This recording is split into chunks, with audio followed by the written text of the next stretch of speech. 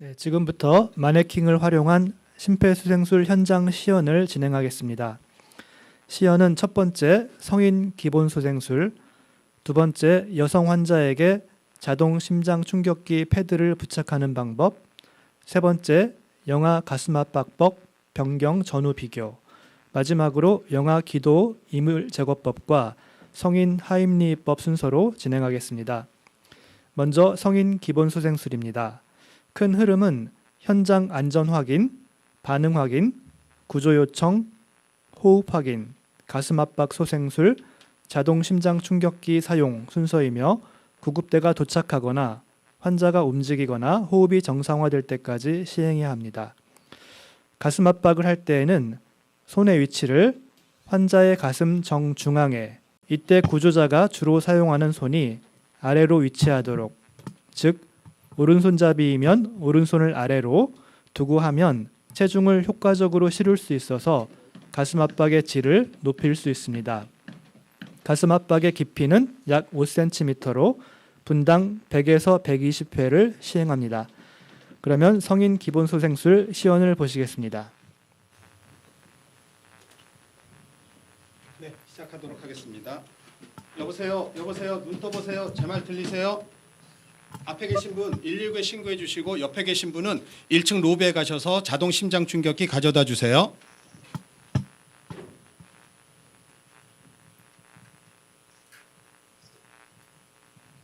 호흡 없습니다. 하나, 둘, 셋, 넷, 다섯, 여섯, 일곱, 여덟, 아홉, 열, 열하나, 열둘, 열셋, 열넷, 열다섯, 열여섯, 열일곱, 열여덟, 열아홉, 스물하나, 스물둘, 스물셋, 스물넷, 스물다섯, 스물여섯, 스물일곱, 스물여덟, 스물아홉, 서른.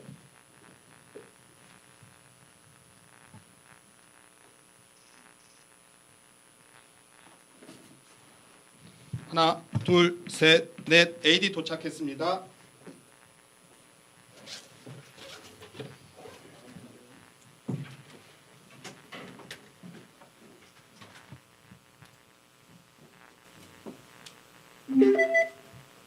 성인 모드. 페이지에 표시된 그림으로 환자로부터 떨어지십시오. 페이지를 부착하십시오. 환자로부터 떨어지십시오. 모두 물러나세요. 심전도를 분석 중입니다. 전기 충격이 필요합니다. 충전 중. 하나, 둘, 셋, 넷, 다섯, 페이지를 여섯, 부착하십시오. 일곱, 여덟, 아홉, 환자로부터 열. 떨어지십시오. 모두 물러나세요. 심전도를 분석 중입니다. 전기 충격이 필요합니다. 충전 중.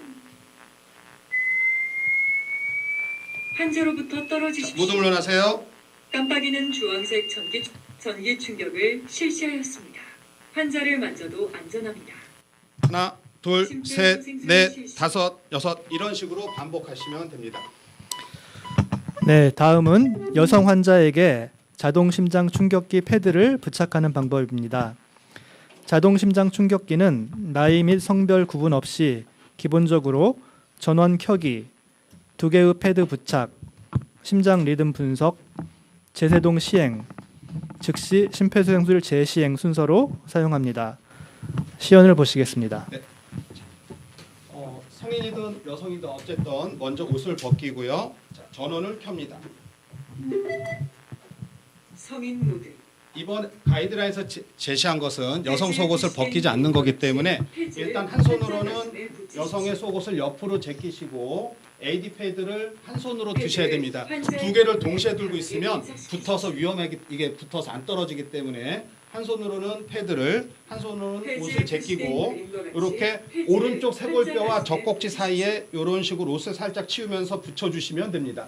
그리고 또 하나는 왼쪽 옆구리 쪽으로 해서 속옷을 약간 위로 올리면서 옆구리 쪽에 젖꼭지 아래 옆으로 해서 이렇게 붙여주시면 됩니다. 그래서 사용 방법은 이전에 보여드렸던 방법과 동일하게 물러나고 분석하고 전기 충격이 필요합니다. 그리고 충전 중에도 여기에서 이제 가슴 압박을 또 시행해 주시면 됩니다.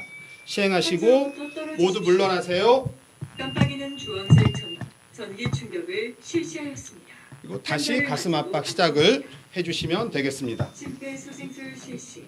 이런 식으로 여성에서는 이제 좀 피해서 AD 패드를 부착하시면 됩니다. 네, 다음은 1세 미만 영아에서 가슴 압박법 변경 전후 비교입니다. 기존에는 영아 가슴 압박법을 구조자 수에 따라서 1인 구조자는 두 손가락 압박법, 2인 구조자는 양손 감싼 두 엄지 가슴 압박법을 권고하였는데 이번에는 구조자 수에 관계없이 양손 감싼 두 엄지 가슴 압박법을 권고하게 되었습니다. 그 이유는 양손 감싼 두 엄지 가슴 압박법이 압박 깊이와 힘을 일관되게 유지할 수 있고 구조자의 손가락 통증이나 피로도가 낮아서 심폐소생술의 질을 향상시키는 장점이 있어서입니다. 시연을 보시겠습니다. 네, 2020년 가이드라인에서 이렇게 손가락 두 개, 두 번째, 세 번째 손가락으로 젖꼭지 연결선 바로 아래를 이런 식으로 해서 누르는 동작을 했었습니다. 그런데 많은 일반인 분들이 손가락 이게 일자가 잘 안 되고 이러다 보니까 힘들어하고 또 깊이도 잘 나오지 않아서 이번에는 일반인이건 보건의료 종사자건 이렇게 엄지손가락을 이용하는 방법을 제시했습니다. 그래서 똑같이 젖꼭지 연결선 바로 아래를 약간 옆으로 앉아서 가슴 중앙으로 이렇게 대서 손가락 두 개로 하나, 둘, 셋, 넷, 다섯, 여섯, 일곱, 여덟, 아홉, 열, 열하나, 열둘, 열셋, 열넷, 열다섯 이런 식으로 눌러주시면 이전에 두 손가락으로 눌렀던 것보다 훨씬 더 압박 깊이가 자연스럽게 조금 더 깊이 들어가는 효과가 있습니다. 네, 이상입니다. 네, 마지막으로 기도임을 제거 방법입니다. 일반적으로 성인 및 1세 이상 소아의 경우에는 목에 이물이 걸린 환자에게 등 두드리기 5회를 우선적으로 권고하고 등 두드리기가 효과적이지 않을 때 5회의 복부 밀어내기, 즉 많이 들어보신 하임리법을 시행할 것을 권고합니다. 다만 1세 미만의 영아에서는 5회의 등 두드리기와 5회의 가슴 밀어내기 방법을 이물이 나올 때까지 또는 의식이 없어질 때까지 교대로 반복 시행하고 가슴 밀어내기는 한 손 손꿈치 압박법으로 시행할 것을 권고합니다. 시연을 보시겠습니다. 네, 1세 미만의 아이들은 스스로 걷지 못하는 아이들에서는 처치자가 아이를 잘 받쳐주는 게 중요합니다. 그래서 한 손으로는 아이 목 뒤를 받치면서 한 손만 나머지 팔은 몸을 받쳐서 이렇게 받쳐주시면서 반대편 엄지 검지 쪽을 벌려서 턱을 받쳐줍니다. 그래서 샌드위치법이라고도 얘기를 하는데 이렇게 위아래에서 받친 상태에서 천천히 뒤집어 줍니다. 뒤집어 준 상태에서 뒤에 이제 어깨뼈라고 하는 날개뼈 흔히 얘기하는 부분을 손꿈치로 5번 정도를 하나, 둘, 셋, 넷, 다섯 이렇게 했는데 나오지 않았다라면 다시 받치고 다시 돌려줍니다. 이번에 이제 똑바로 돌려놓은 상태에서 이전에는 손가락 두 개로 눌렀다라면 이번부터는 손꿈치를 이용해서 복장뼈 즉 흉골이라고 하는 부분을 손꿈치로 해서 하나, 둘, 셋, 넷, 다섯 여기서도 나오지 않았다라면 뒤집어서 다시 똑같은 방법을 반복해 주시면 되겠습니다. 이게 요번에 제시한 영아 기도펫의 방법입니다. 그래서 특히 이제 손가락보다는 손꿈치를 이용했을 때 훨씬 더 자연스럽게 눌리는 효과가 있습니다. 네, 다음은 성인에서의 기도임을 제거 방법입니다.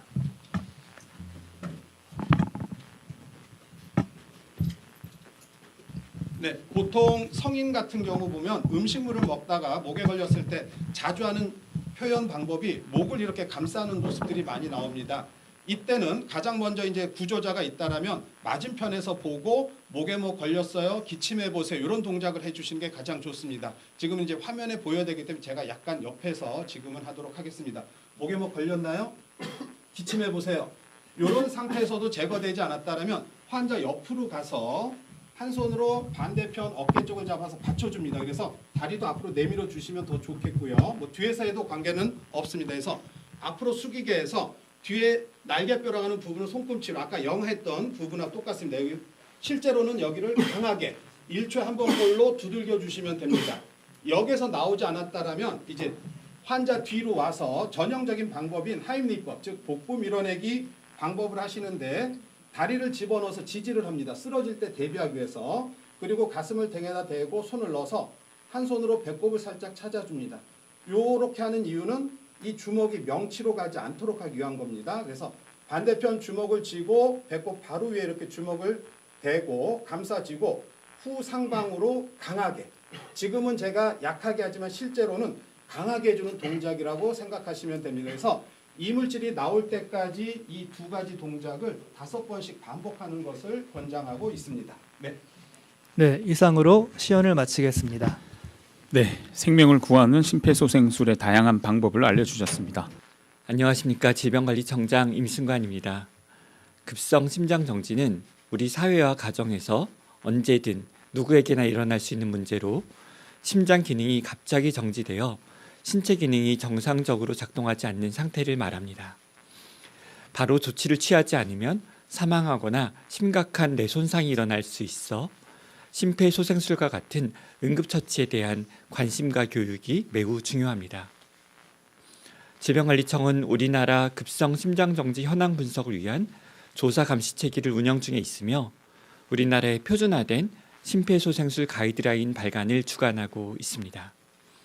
심폐소생술 가이드라인은 2006년도 첫 제정 이후 국제소생술 교류위원회에서 발표하는 심폐소생술 국제합의 내용과 국내외 연구 결과를 반영하여 5년 주기로 개정 발표하고 있습니다.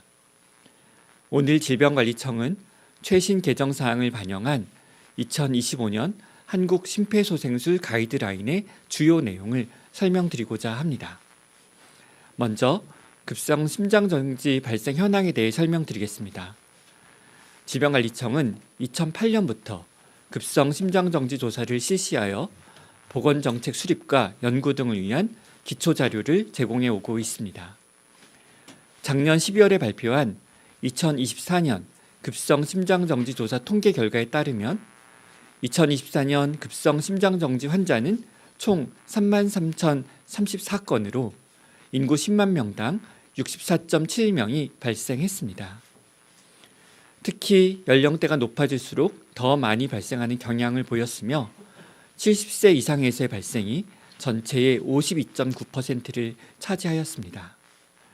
급성 심장정지 환자의 발생 원인을 보면 심혈관 질환 등 질병으로 인한 경우가 76.7%였으며 교통사고, 추락 등 손상으로 인한 경우가 22.8%를 차지했습니다.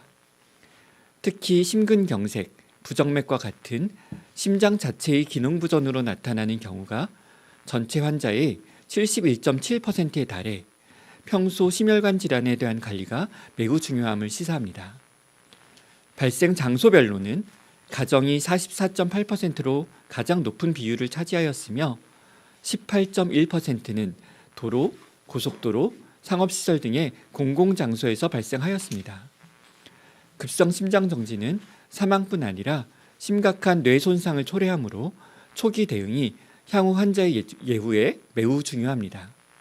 목격자의 빠른 신고와 심폐소생술 시행, 119 구급대의 응급조치 및 이동, 의료기관의 치료 등이 통합적으로 적절히 시행된다면 환자를 살리고 후유증 없이 완전하게 회복시킬 수 있습니다. 특히 심폐소생술은 심장이 마비된 상태에서도 혈액을 순환시켜 뇌의 손상을 지연시키고 회복하는 데 결정적인 도움을 줍니다. 2024년 급성 심장정지 조사 결과에 따르면 병원 밖 급성 심장정지 환자에게 일반인이 심폐소생술을 시행한 경우는 30.3%였습니다. 2008년 조사 시작 이래 지속적으로 증가하고 있습니다만 아직까지는 낮은 수준으로 보여집니다. 급성 심장정지를 목격한 사람이 즉시 심폐소생술을 시행하게 되면 심폐소생술을 시행하지 않은 경우에 비해 환자의 생존율이 2.4배 높은 것으로 나타났습니다. 급성 심장정지 환자의 뇌기능 회복률 또한 일반인이 심폐소생술을 시행한 경우가 그렇지 않은 경우보다 3.3배 높은 결과로 나타났습니다. 이를 통해 급성 심장정지 환자의 생존과 회복에 심폐소생술이 매우 중요함을 확인할 수 있습니다. 질병관리청은 심폐소생술 시행률을 높이기 위해 교육자료 개발과 적극적인 홍보 사업을 추진하고 있습니다. 특히 과학적 근거를 바탕으로 한국 심폐소생술 가이드라인을 발간하여 의료 현장뿐 아니라 일반 국민 교육에도 활용될 수 있도록 하고 있습니다. 오늘 발표하는 2025년 한국 심폐소생술 가이드라인은 2020년 이후 국제소생술교류위원회에서 발표한 심폐소생술 국제 합의 내용과 국내외 최신 연구 결과 등을 반영해 개정하였습니다. 기본소생술, 전문소생술, 소생 후 치료, 소아소생술, 신생아소생술, 교육 및 실행, 응급처치까지 총 7개의 전문위원회를 구성해 16개 전문단체 및 73명의 전문가가 참여하였습니다. 심폐소생술 가이드라인에는 의료인을 위한 심장정지 치료 지침과 함께 심장정지를 목격한 일반인이 심장정지 환자를 구조하는 과정이 포함되어 있습니다. 2020년과 비교하여 변경된 주요 내용으로는 첫째, 생존사실 체계를 개편하였습니다. 기존 성인, 소아, 병원 밖, 병원 내 심장정지 상황에 각각 제한되었었던 4종의 생존사실을 하나로 통합하였습니다.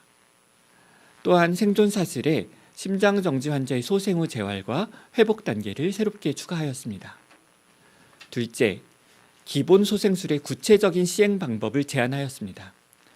가슴 압박 시행 시 구조자의 주된 손, 즉 편안한 손이 아래로 향하도록 하였으며 영아 심폐소생술의 경우 기존에는 구조자가 1인과 2인일 때 방법을 달리했지만 이제는 구조자 수에 상관없이 양손 감싼 두엄지 가슴 압박법을 사용하도록 단일화하였습니다.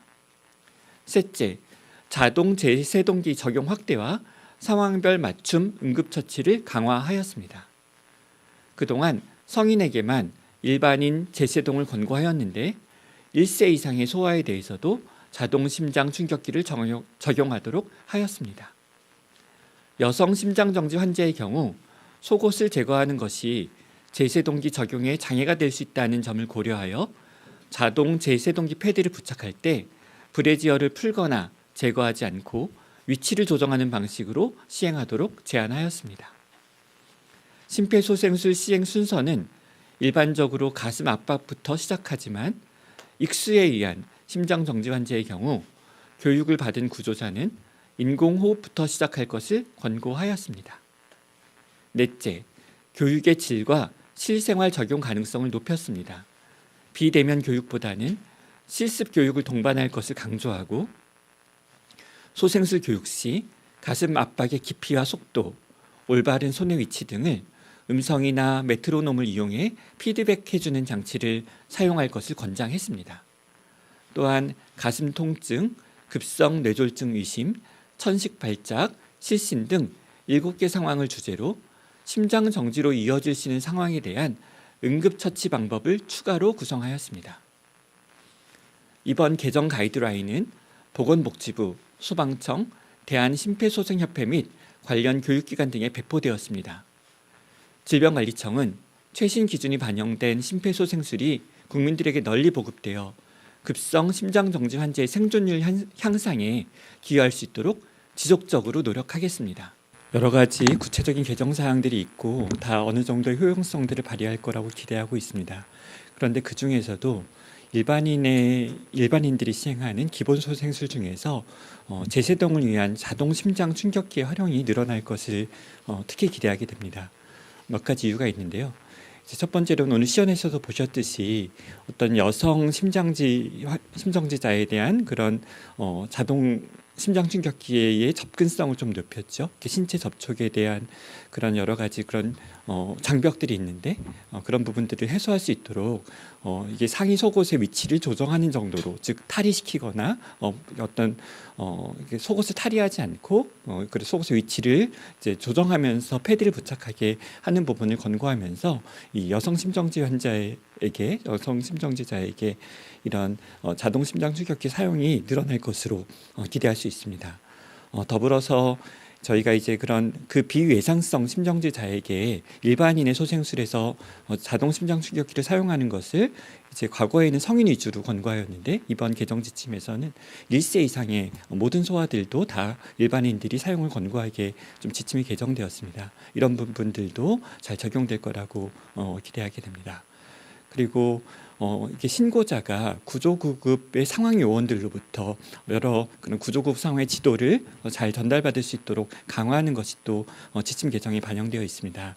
그 중에서도 이제 자동 제세동기, 자동 심장, 자동 충격기가 확보하고 활용하는 것에 대해서도 이제 전문 상황 요원이 그런 부분들을 지도할 수 있도록 되어 있는 것도 반영되어 있어서 이런 부분들이 종합적으로 작용할 때 심장 정지자에게 그런 자동 심장 충격기 사용이 늘어나고 그로 인해서 또 그런 일반인의 소생술에 대한 그런 효과가 늘어나면서 생존율과 후유증을 줄일 수 있게 되지 않을까 기대하고 있습니다.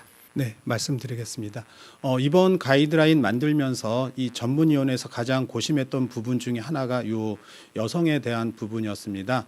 실제로 일반인 교육들을 많이 해보면 일반인 분들이 여성일 때 과연 옷을 다 벗겨야 되느냐 이런 질문들이 가장 많이 나왔었고 또한 요즘에 사회적으로 이제 성적인 문제가 가장 많다 보니까 그런 문제 때문에 이제 고민을 많이 하고 하면서 이제 실험 결과 즉 동물 실험을 해본 결과 보통 이제 그 여성 속옷에 보면 예전에는 이 와이어 같은 게 많았지 않습니까? 근데 이제 실제 실험해 보니까 일부 와이어가 있더라도 그 전기 충격 주는 영향에는 큰 미치지 않고 그러기 때문에 그래서 일단은 옷을 전체 여성에서는 벗기지 않아도 되겠다라는 의견이 있었고 그리고 이제 위치 조정을 할 때 보면 오른쪽 이 쇄골과 젖꼭지 사이에 붙이는데 아까 보여드렸던 것처럼 속옷 종류에 따라서 좀 다르긴 하겠지만 한 손으로 옷을 좀 옆으로 제끼면서 패드를 붙이는 데는 큰 문제는 없습니다. 그리고 이제 왼쪽 겨드랑선 같은 경우도 옷을 약간 이제 속옷을 올리면서 이렇게 붙이면 기존에 붙이라고 이제 권장했던 그 위치와 차이는 없습니다. 그렇기 때문에 실제 옷을 벗겼을 때와 안 벗기고 했을 때 전기 충격 주는 데 있어서 영향은 없는 것으로 판단이 되고 있습니다. 네, 보통 저희가 이제 그 연령을 구분할 때 소아는 만 1세 이상부터 만 8세 미만 정도 그리고 영아, 갓난아기는 12개월이 안 된 아이들 만 1세 미만 정도를 이렇게 보고 있습니다. 근데 이제 압박 깊이 같은 경우 보면 제가 아까 성인 보여드렸는데 그게 5cm 정도 약 누르는 건데요. 신용카드 많이 쓰시잖아요. 이 신용카드 이렇게 했을 때 이 높이가 한 5.34 요 정도 나옵니다. 그래서 보통 성인이라면 신용카드 높이 정도를 누른다 생각해 주시면 될 것 같고요. 그다음에 이제 소아는 그 어린이들은 한 4, 5cm 정도 성인보다 1cm 정도 약하게 누르라고 하는데 이때는 건장한 체격의 성인이 어린아이들 3살, 4살한테 두 손으로 처음부터 누르면 상당히 깊어질 수 있습니다. 그래서 보통 어린이에서는 뛰어다니는 아이들에서는 한 손 또는 두 손을 이제 권장을 하고 있고요. 만약에 한 손으로 누르다가 시간이 좀 경과하면서 내가 힘이 빠지면 그때 두 손으로 누르면 약 4, 5cm 정도 나오고요. 갓난아기 같은 경우는 아까 제가 이 엄지손가락으로 눌렀는데 이 경우는 4cm 정도 됩니다. 그래서 일단은 많은 일반인 분들께서 센치로 얘기하면 잘 모르는데 신용카드는 일상적으로 쓰시기 때문에 그게 5cm 정도 되니까 성인이라면 그 정도 깊이 어린이라면 그거보다 한 조금 낮춰서 이렇게 눌러준다 이렇게 생각해 주시면 좋을 것 같습니다. 그래서 심폐소생술을 해야 되느냐 안 해야 되느냐를 기준은 항상 일단 호흡이 정상이냐 비정상이냐 생각하시면 되고요. 정상은 지금 여기 계신 모든 분들이 숨 쉬고 있는 상태가 정상이고 갑자기 쓰러진 사람에서 또는 아이에서 이 정상과 조금이라도 다르다라면 일단 의심을 해보는 게 제일 중요하다라고 말씀드리겠습니다. 네. 목에 이물질 걸린 경우에 심폐소생 환자는 앞에서 이제 보여드렸던 이 성인에서 예를 들어 이렇게 의식이 있다라면 등 두드리기와 복부 밀어내기를 이제 권장하고 있고요. 뭐 시간이 한참 지남에도 불구하고 안타깝게도 이물질이 나오지 않고 쓰러져서 심정지 상태가 의심이 된다라면 즉시 심폐소생술을 시작을 해주시면 됩니다. 그래서 일단 가슴 압박부터 시작을 해서 하다가 만약에 이제 환자 입에서 컥 하면서 어떤 이물질이 나오는 반응이 있다라면 잠깐 멈추고 입안을 확인해 주시고 그다음에 인공호흡을 해보거나 이렇게 해주시면 되겠고요. 만약에 30번까지 보통 저희가 30대 1을 권장하고 있으니까 30번까지 눌렀는데도 나오는 반응이 없다라면 일단 고개를 제껴보고 입안을 확인해보고 인공호흡을 해봤을 때 공기가 들어가는 흐름이 있어야 되는데 환자 입이 예를 들어 이렇게 개구리입처럼 부풀었다 빠진다라면 아직 목 안에 고여 있는 겁니다. 이물질. 그럴 땐 다시 가슴 압박 인공호흡 이것을 계속 구급차 올 때까지 병원 전이라면 계속해서 실시해 주시면 되겠습니다. 그 급성 심장 정지를 예방하기 위해서는 아까 청장님께서 브리핑할 때 말씀하셨듯이 76.7%가 심혈관 질환 등 질병으로 발생합니다. 그래서 건강한 생활을 하는 것이 무엇보다 중요하겠고, 저희가 실험을 한 결과에 따르면 수면 무호흡증이 있을 때는 발생률이 54% 올라갑니다. 그리고 무엇보다 이제 그 근로 시간이나 수면 시간 이런 것들이 중요하다는 결과가 있습니다. 그래서 최근에 그 근로 시간을 저희가 분석한 게 있는데 11시간 이상 매일 일을 했을 때는 7시간에서 9시간 근무했을 때보다 급성 심경색이 올 확률이 1.64배로 올라갑니다. 그래서 건강한 생활, 이제 운동을 꾸준히 하시고, 그리고 식습관도 이제 야채나 이런 것들로 좀 고르게 균형 잡히게 하시고, 그리고 이제 수면 시간을 충분히 확보하시는 게 중요할 것 같습니다. 그 아까 말씀드린 그 76.7% 이외에 이제 한 22.8%가 손상, 교통사고나 추락 같은 중증 사고가 발생했을 때 발생하는데, 그것도 이제 저희 손상정책과에서 예방 사업들을 기본 계획을 수립해서 하고 있습니다. 그래서 다 같이 국민들이 예방해서 좀 심정지나 이런 문제들이 발생하지 않고, 또 현장에서 발생했을 때는 오늘 배운 이런 응급처치들을 해서 생존율을 높였으면 좋겠습니다.